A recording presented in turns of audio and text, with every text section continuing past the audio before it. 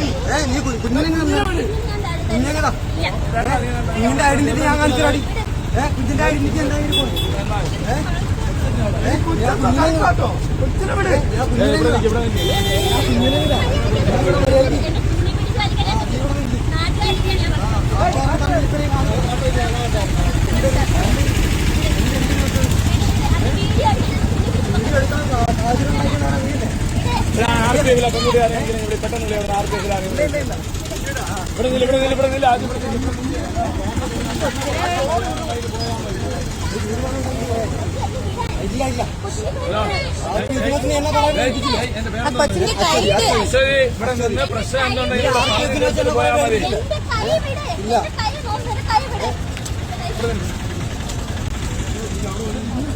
സംസാരിക്കല്ലെങ്കിൽ എന്താ പ്രശ്നം?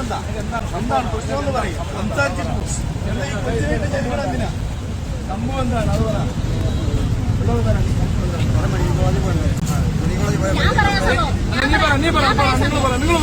കർണാടകയിൽ ഇറങ്ങിയിട്ട് ഇത് 12 ദിവസമായി.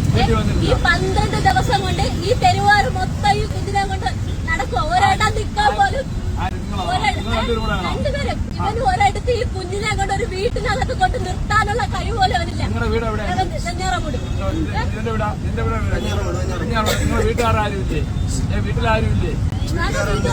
ചോദിക്കുന്നതിന് മറുപടി പറയാം. വീട്ടിലാരുമില്ലേ? നിങ്ങളുടെ വീട്ടിലെ അമ്മയും അച്ഛനൊന്നും ഇല്ലേ? എല്ലാവരും ഉണ്ട്. പിന്നെ എന്തിനാ ഈ കൊച്ചിനോട് നിങ്ങൾ റോഡിൽ നടക്കുന്നത്? കർണാടകയിൽ ജോലിക്ക് പോയിട്ട് കർണാടകയിൽ പഠിച്ചിരിക്കണം. അവിടെ ഒരു ജോലി റബ്ബർ ടാപ്പിംഗ് ആണ്. ഈ ടാപ്പിംഗ് നിർത്തിയ ടൈമാണ് ഇപ്പോൾ. അവിടെ നിന്ന് ഇറങ്ങേണ്ടി വന്നു.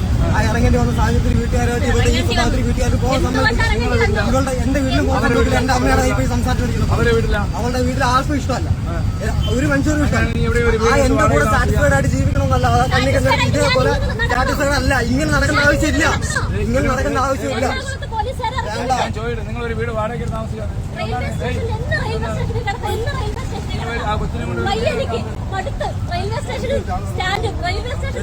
അവസരം കിട്ടുമ്പോ കൊഞ്ഞണം കുത്തല്ലേ.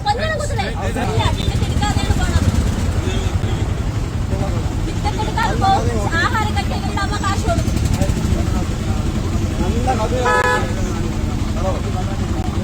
എല്ലാം പറയുമ്പോഴത്തേനെ എല്ലാം പറയണം. ഇതൊക്കെ വായിൽ വരും.